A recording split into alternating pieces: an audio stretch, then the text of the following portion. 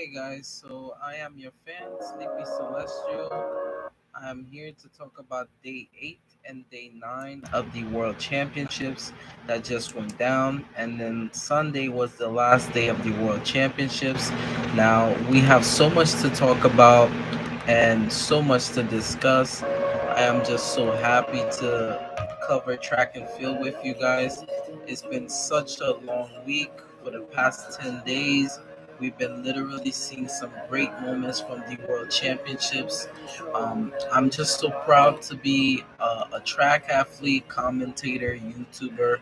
The fact that I'm able to discuss this with you guys, and it goes to show how tremendous track and field has affected me. Track and field is one of those sports where I would never leave it out due to the fact that the community that it creates, the spectators. We may be a small sport and sometimes, overrated, but I would say track and field, you create long time families, friends. It's one of those, moments of sport that brings people together and to show the greatest showmanship, to have all of us under one roof to celebrate our differences and our abilities to perform as athletes. That is something that I will never take away. So now let's start by saying that congratulations to all the athletes yet again that did not make it, but at the same time made it to the World Championships in Eugene, Oregon. Thank you, Eugene, Oregon, for using your facility to definitely make the World Championship possible in U.S. soil. This was the first World Championships in the U.S. It is amazing to have the Hayward Magic, I would say, blessed us for the World Championships. I am so proud to be, the host for tonight, Sleepy Celestial. It's amazing that we're gonna discuss a lot of things that went down in day 8 and 9. So we're gonna get right into it. So hopefully in the future, because we do have before we continue to get into the future on of the episode day 8, this is episodes 15 and 16 of the podcast. You guys can leave questions down below if you guys are interested. Even though sometime if you miss the podcast, always leave down some comments, and I will always rewatch them over the weekend and give you guys some feedback on the post or comment that you guys left. So just before we close in the World Championships, like I said, this is gonna be broken down into 3 parts. We're gonna have day 8 and 9, and then lastly day 10. But we're gonna put it mostly under one roof of the podcast. But yeah, guys, thank you guys so much again for sticking with me all throughout each day of the World Championship. I managed to make it work where there was some days I had to reschedule some things to make the episodes possible. So the fact that I'm able to do that, it was such an amazing feeling to have you guys with me, even though I didn't have that many fans, but it's cool to see people are enjoying my content and watching my videos. I am planning on switching some things up next week, and probably tomorrow you guys will get a trailer from me for my upcoming part 2 of my project, maybe. Also, I heard that the Black Panther movie trailer came out. I haven't seen it, so I have to go watch it and give my honest opinion on the trailer. Um, like I said, this trailer and how everything went down for the Black Panther cast, it meant so much to me. So the fact that they actually brought out the trailer, it means so much to not only some Marvel fans, but Ryan Coogler did his job by not recasting any replacement of Chadwick Boseman. That means so much that they gave him they're gonna probably give him a powerful tribute, I think, for the trailer. So I haven't watched it, but I can't wait to do that.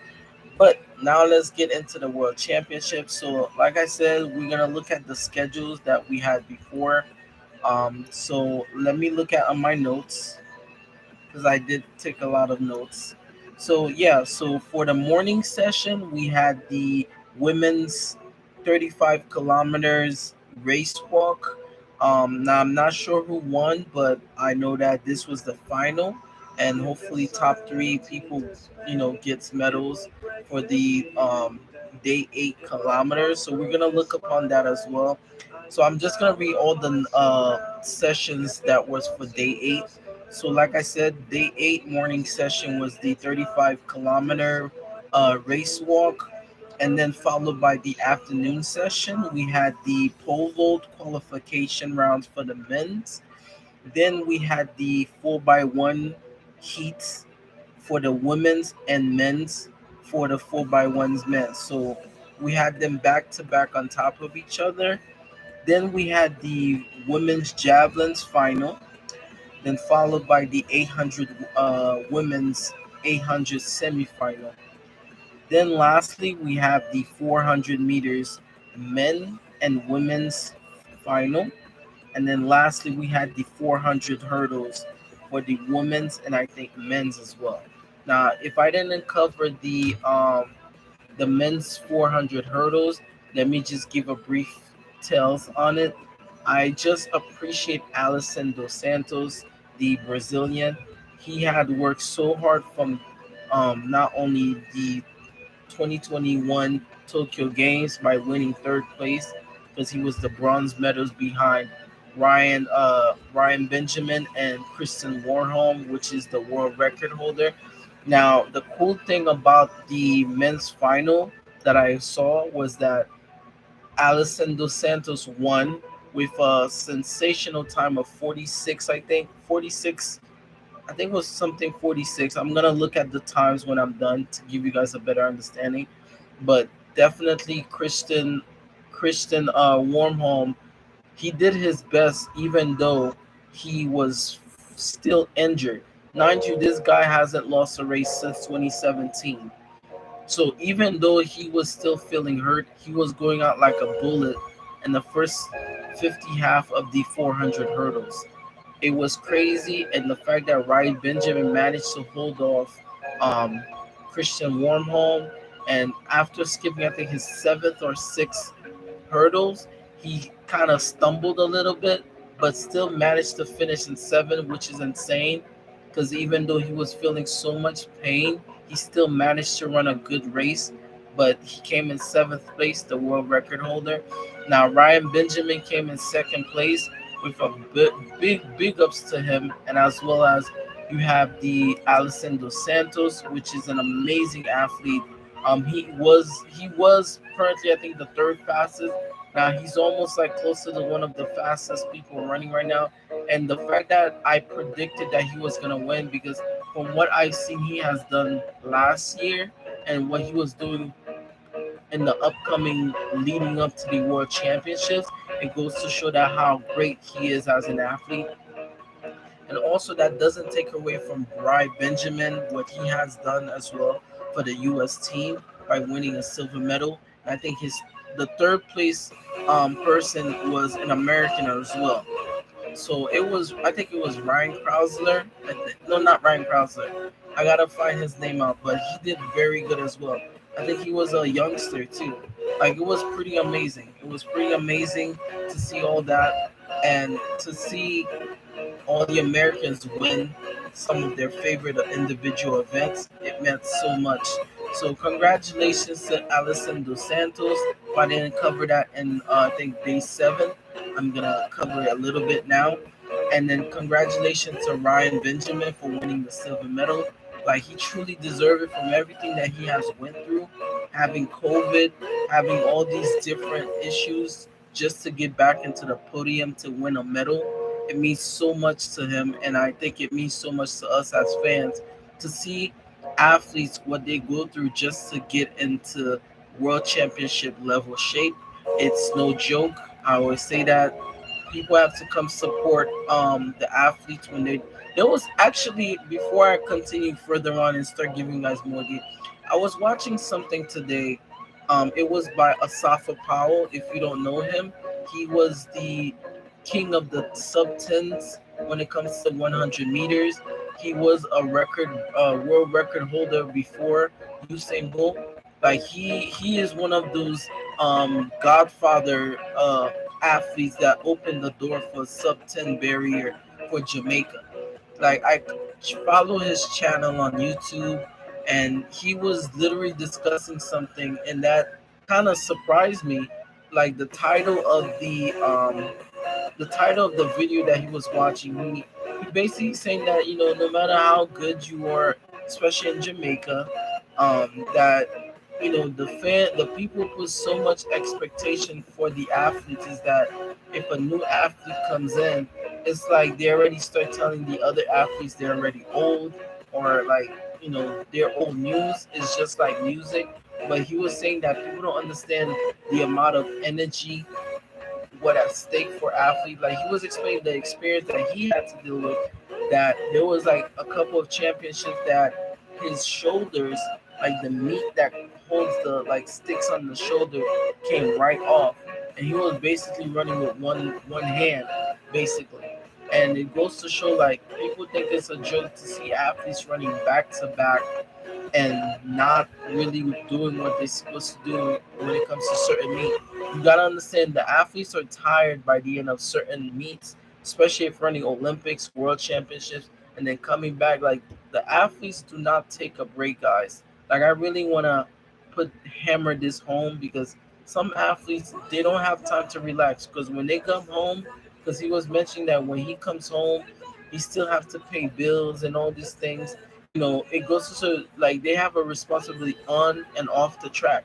Like after he becomes like a Safa or Usain Boltish, at the end of the day, he has to be a father, he has to be a husband, and everything. So people understand that athlete has to play both lifestyle to be an athlete to please the fans, but at the same time to please family members, personal matters in their lives. So I really want to respect the athletes to even have the courage to step up to elite level, and then once that's over, they have to go back to their like daily life routine. Like it's no joke. Like it really had me like thinking like, do you really understand what these people go through in order for them to? It could be like how they always say like Carmelita Jeter said it best. It's all smiling and glitter outside of the track, but once they're inside the track, there's so much that goes into it. Like it's amazing to have these athletes talks about their personal experience. I love when athletes are not scared to talk about their personal experiences because that's what makes them great athletes. That's what makes them human, and I really appreciate that. Now, enough me ranting. I'm gonna go straight into the World Championship day 8, and then we're gonna go to day 9. So, like I said, I'm just gonna repeat what I said before. So we're gonna talk about the afternoon sessions first, and then we'll talk a little bit about the morning session for the 35-kilometer women's race walk, and then we're gonna start talking about all the afternoon session of day 8. Okay. So let me just find the results.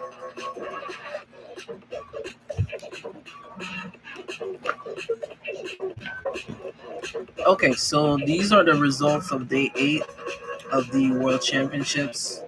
Um, so yeah. So for the like I said, I was gonna get all the information. Like you could always check with Oregon.org or USATF to get like all these information and okay, it has all these things in there. So definitely we have the World Championship for day 8. We had the women's um kilometer race walk final.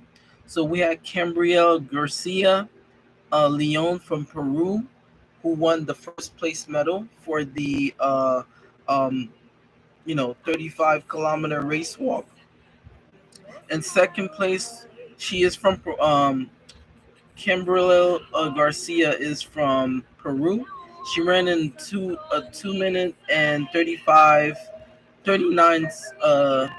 minute and 16 seconds. For second place, we had from the Poland with a time of 20. It's 1/10 of a second, so it's 10. It's basically 2 minutes and 40 and 03 seconds. And then Quanjin from China runs 40. 2 minutes and 40 minutes and 35 seconds. So these were your gold, silver, and bronze medalists. So congratulations to them. That's pretty good to see that. And from what I know, I think she was one of the few people to win the medals for at least, I think, 20 or 5 years. So that's pretty good for the Peruvian athlete. So that was very good. So now we're gonna start talking about the men's pole vault, which was the qualifying round for the pole vaults. So on the pole vaults, we had the Christopher Nelson, and then we have the American Armin Duplicants, and then we have the Sweden. So Christopher and threw a on the pole vault a 5.75 meters. The Sweden threw 5.75 minutes, and then Trent Tango Brett from Brazil throws a 5.75 meters. So a lot of athletes were able to qualify for the pole vault for round 1 and 2. So that's pretty good as well. And then we're gonna start talking about the if we look at the more of the afternoon session as we go down. The first round we got was the women's 4x1 heat.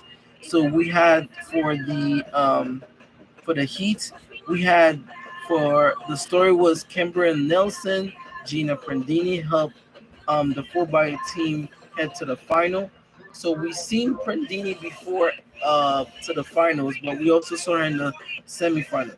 So for the final, you had for Heat One, you had Great Britain, who had Ashton Phillips um, in 998 and 989, Ashley Nelson, and then for the Jamaican team, we had Brianna Williams, Natalie Waite, Romeo Burchell, and Cambria Nelson for the qualifying heats. And then third, we had the German squad with Tanisha Pantinto, Alexandria, and Guinea, and Rabissa Hassan. Then we had the second heat, which had the Americans. We had Marcella Jefferson. We had Aaliyah Hobbs. We had Jennifer Prandini. We had Tanisha Terry.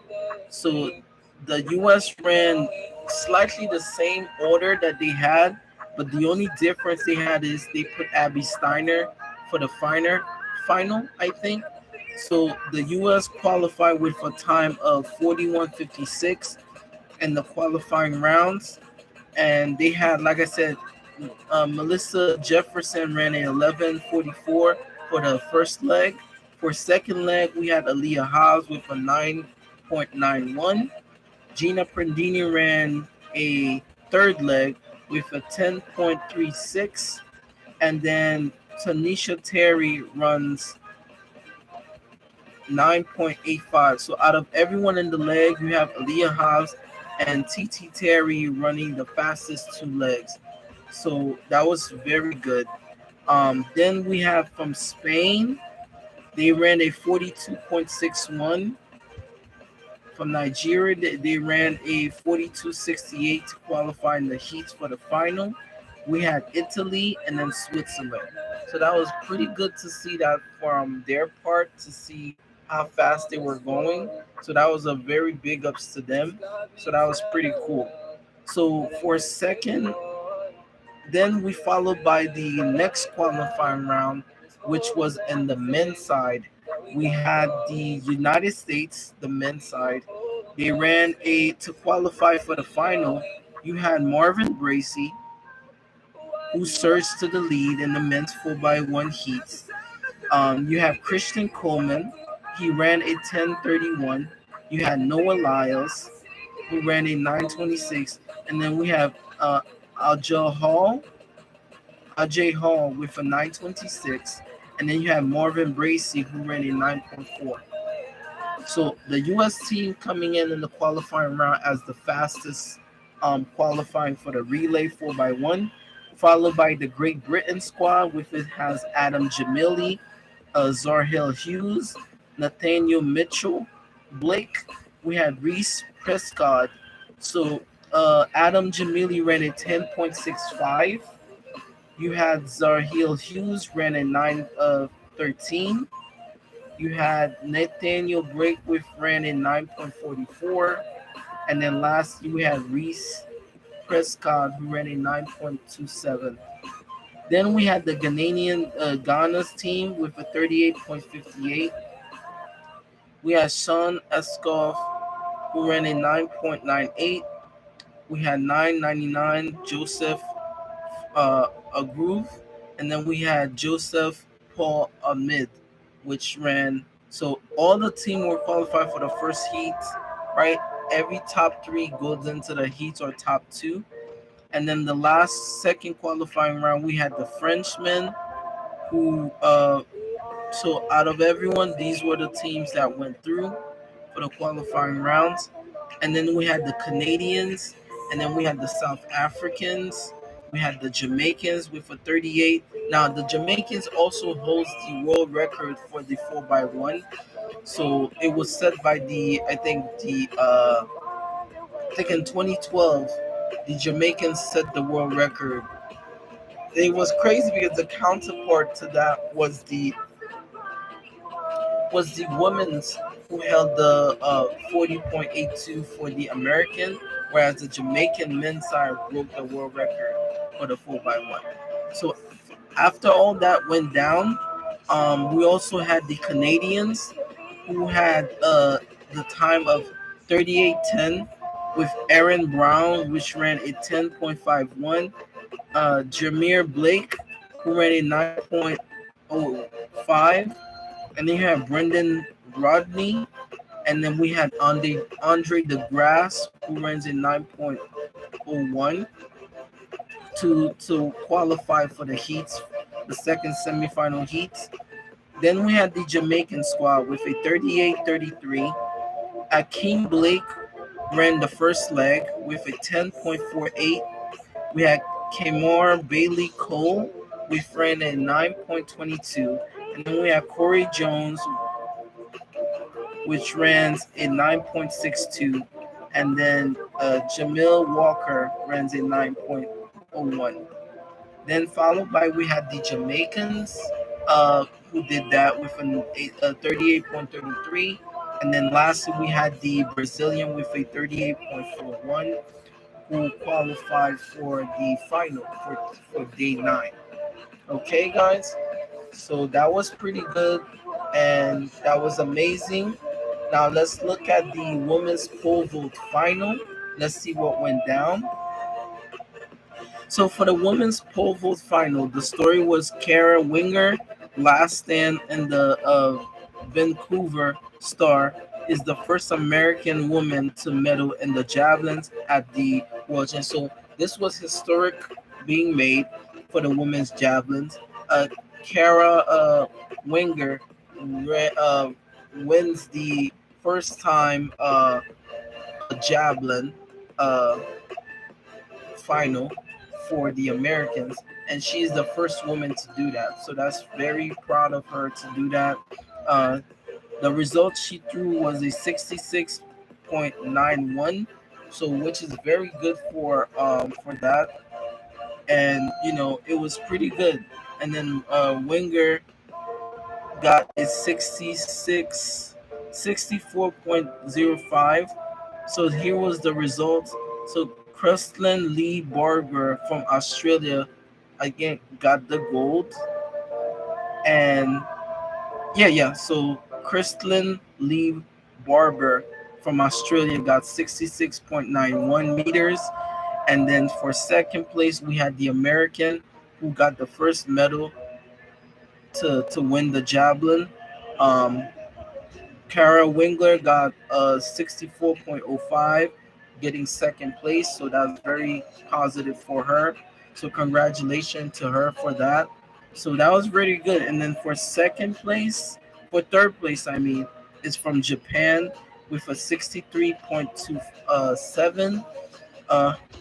Karika Kitsukochu from Japan. So congratulations for that. And then for fourth place and fifth place, you have China Lihu Zhenghe from 63.25 meters. And then we have from Australia Little with a 63.22. So congratulations to the women's and all the finalists and the medalists for the women's javelins. So congratulations to that as well.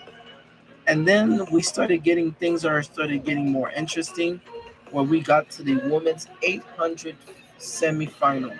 So for the women's 800 semifinal, we have former Oregon Duck Raven Rogers who earned um, the berth in the 800 meters final. Um, the first qualifying round, we had Maria Mora, we had Kenya, we had RJ Wilson from the United States with a time of 1 minute and 59 seconds and 97 seconds. So we had the Kenyans, RJ Wilson and Moria for the first qualifying heat. Then for the second qualifying heat, we had Kenny Hawksman from Great Britain. We had Natasha Gloss, and then from Jamaica we had um, that was from Jamaica, Latoya Glutz, and then we had Raven Rogers from the United States.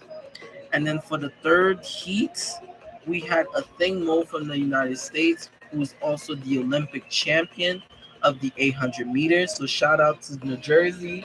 A Thing Mo, very proud of you. I used to see you run in Trenton when we usually train or practice over there. So congratulations to our New Jersey veteran. Pretty good to represent New Jersey. I'm very proud of that.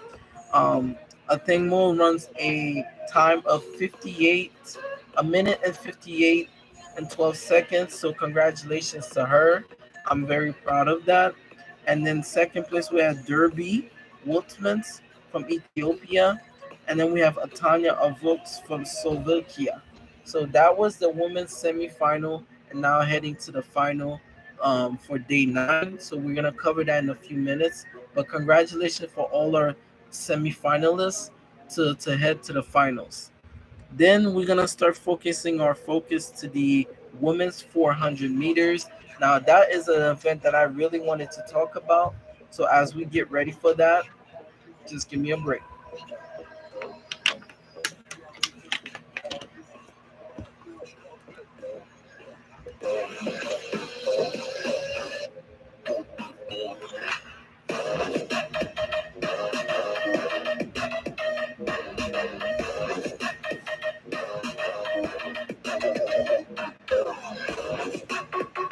Okay, guys, so let's talk about the women's 400 meters final.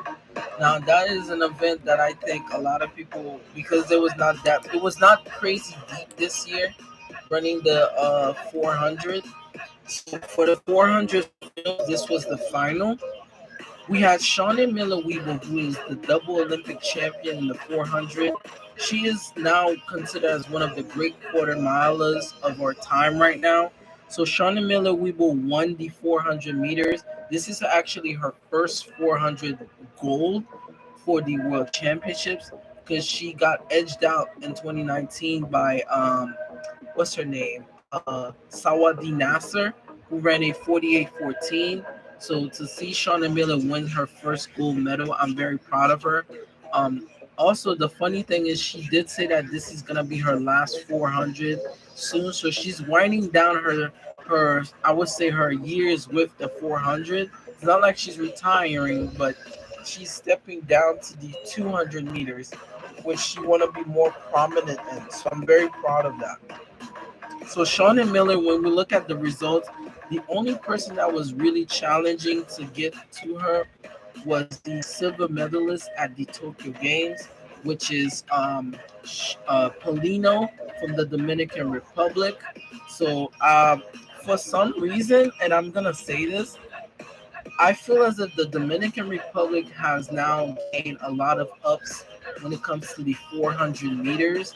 I think this is what they specialize in, if I'm not mistaken. They have such good athletes in the 400s for the 400 meters for Dominican Republic for that. So Polino, I think this was last year was my first introduction to her. So the fact that she's able to come second place, she even beat out Allison Felix last year to win the second place position. If she wasn't there, it would have been Allison and then Stephanie and McPherson for the third place. But because Polina was like that doorstop, she got second place behind Shawnee. Which Shawnee last year ran a 48:37, and then Polino ran like a 49 something, and then Allison ran a 49:64 last year at the Tokyo Games. So it was kind of like a repeat, but the only person that was missing was Allison Felix. But let me read the times that the women's ran for the final. So like I said, good job to Shawnee Miller. I'm very proud of you. You are one of the greats of this track and field. If she ever decides to run the 400 next year, that will make it having two medals in the 400 and then two gold in the world championships. That would make it very good. So Shauna Miller win the 400 meters with a time of 49:11, which is very fast. She could have went under 48, which I would have been very proud of. But Shauna did her thing. For second place, we had Marlene Porlino from the Dominican Republic with a 49:60. And then third place, we have Sada Williams from Barbados with a 49:75. And then for fourth place, we had um, Kelly Nakil from Netherlands with 50.5033. And then for fifth place, we had Stephanie and McPherson with a 50.36. And then sixth place, we had for Lozona Kofi from Dominican Republic again with a 50.57. And then we have Candice McLeod with a 50.78. And then Anna from Poland runs a 50.81. So these were your top eight of the finals. The top three athletes that won: Shawnee Polino, Sada Williams from Barbados were your top three medalists. So congratulations to the ladies to win and to hold up the 400. Now, one thing about the 400 that I tell a lot of people is the 400 is a very hard event. It's not easy to run at the 400. It's a very passionate sport event. You have to really focus to run the 400, but it was very good to see that. So congratulations to all our winners for the 400. Now let's jump down to the men's 400 that went down. So it was it was another UFC athlete alumni that won. So this guy had to miss. It's crazy that this person had to miss so many times because I remember back in the Doha World Championships, um, I'm talking none other than Michael Norman, who dug very deep to win the men's 400 this year. Um, he has been looking very spectacular from the start of the World Championships to now. He ran a time, I remember for the USA's, he ran a time of 43:60 to win the USA's, and Michael Norman came back and became the world champion this year. So I'm very proud of him because he actually missed out in 2019, which he was feeling an injury, so he had to pull back. So this time he was the result of the winners for the men's 400 finals. As I read them, you guys can listen. So for the first place, you have Michael Norman from the United States, who ran a time of 44.29 seconds. So I'm very proud of him for that by winning his girl. That puts him very comfortable for next year's World Championship. Again, like I said, we have another World Championship next year. This time it's gonna be in Budapest, Hungary. So I can't wait for that. I will also make my predictions tomorrow as I finish covering up day 8 and 9, and I will also do day 10 of the World Championships because I'm summing up everything for the rest of this week, so that way we have time to make some predictions next for next year's World Championship. I will line up to make my predictions, and let me know what you guys think of the order that I picked out. You guys can always change it, so that's a good thing. So now let's continue. So for second place, I just want to give this person just a big amount of handshake for everything that they have done for the sport. I'm talking about Karani James. Now, Karani James is a veteran, guys. Karani James been running since I don't know how long can I remember. He was the Olympic champion in 2012. He became, I think, the silver medalist or bronze. Yeah, he was a bronze medalist or silver medalist in the Rio 2016. Then he came back and became a medalist last year in bronze for the Tokyo Games. Like Karani James, he's probably one of the deadliest runners because when he's in good top shape, he could really run down anybody. The no reason why he was second behind Michael Norman, like the way he was edging out Michael Norman to win the times, it was crazy. Karani James from Grenada runs a 44.48 to win the second place medal. For third place, we had Matthew Hudson from Great Britain, who ran a 44.66. And then for fourth place, we had Champion Allison, which is from the United States as well. So from first to fourth, and between them, you have Americans covering the fourth spot and the one spot. In between, we have Great Britain and Grenada. So congratulations to the top four men to finish the final. And also thank you guys for the medalist who has won as well. So congratulations to that. Not too far behind, we have the world record holder, uh, Wayne Vinegar from South Africa, who ran a 44.97. Now, Wayne also had an issue from last year. He was not able to defend his championship title. So that's how Stephen Gardner won, but he did not even participate in the World Championship this year. For sixth place, we had Nordwood uh, Daypup Norway from Botswana, who ran a 45.29. Then we have Christopher Taylor from Jamaica, who ran a 45.30. And then for the last place, we had Jonathan Jones from Barbados, who ran a 46.13. So congratulations to the 8 men that has qualified and made it to the finals and became the top 8 runners in the world for the World Championships. So congratulations to them. I truly congratulates them to that. And then congratulations to Wayne Vinegar as well, because even though he didn't make it first or second or even fourth, he was fifth. He was right in the middle to win. So he's in a comfortable spot. So if he could just build on that, he'll be ready for next year's World Championship. I guarantee that. So congratulations to Michael Norman again for winning. I congratulate him for that. I wish him the best luck in the future. I know he could make the U.S. very proud, and I can't wait to see what he's gonna do in the future.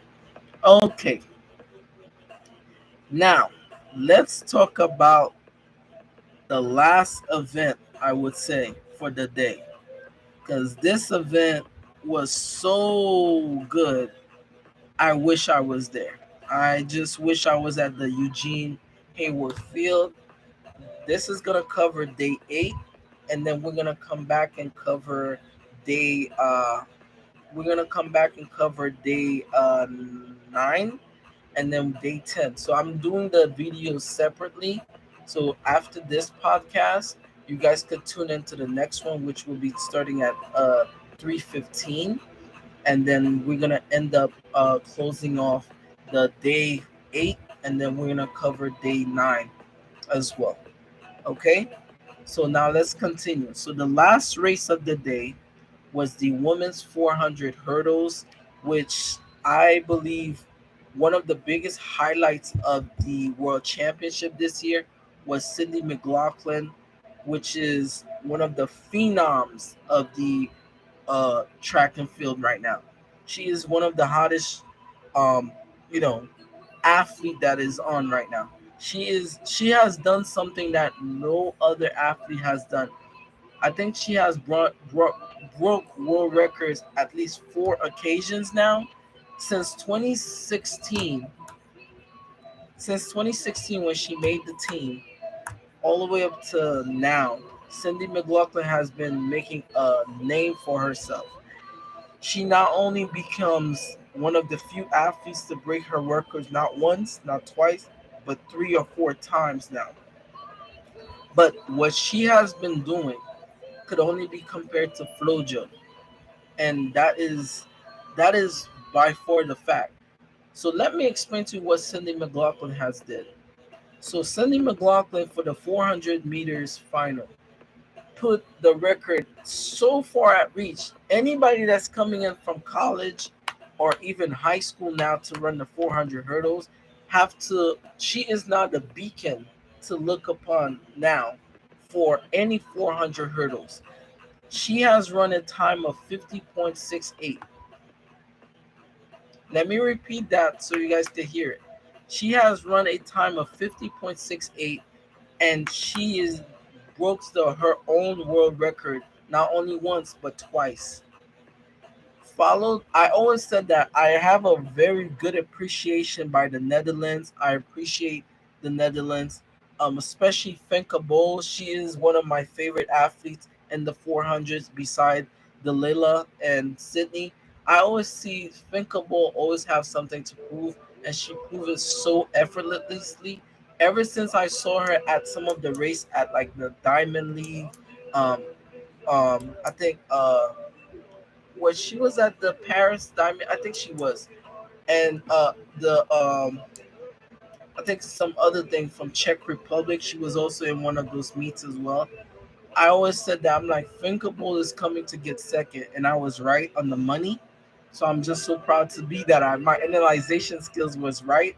So Thinkable became second place behind Cindy McLaughlin to run a 52.27. And then lastly, to show that Delilah Muhammad is one of those athletes you cannot mess with her, Delilah Muhammad got third place to edge out the Shamir Little to get the bronze medal. And people don't understand. Delilah Muhammad was a former world record holder. She's the rivalry to Cindy McLaughlin. And now there's a new rivalry coming along. Franca Bowl, McLaughlin, and Delilah. These three women, if they push themselves, we might even see a 49.99 one day for the hurdles. And another crazy thing, the time that Cindy McLaughlin run would have got her seventh place at the 400 at the flat 400. People don't know this is some ungodly times that she's running, and we seen this in our very, and that goes to show, and I said that even on the podcast of alive when I was watching the world championship. That goes to show Flojo's time was no fluke. The fact that Cindy McLaughlin just ran one of the fastest times in the 400 while having barriers to run the hurdles. Just imagine if she ever decides to put more speed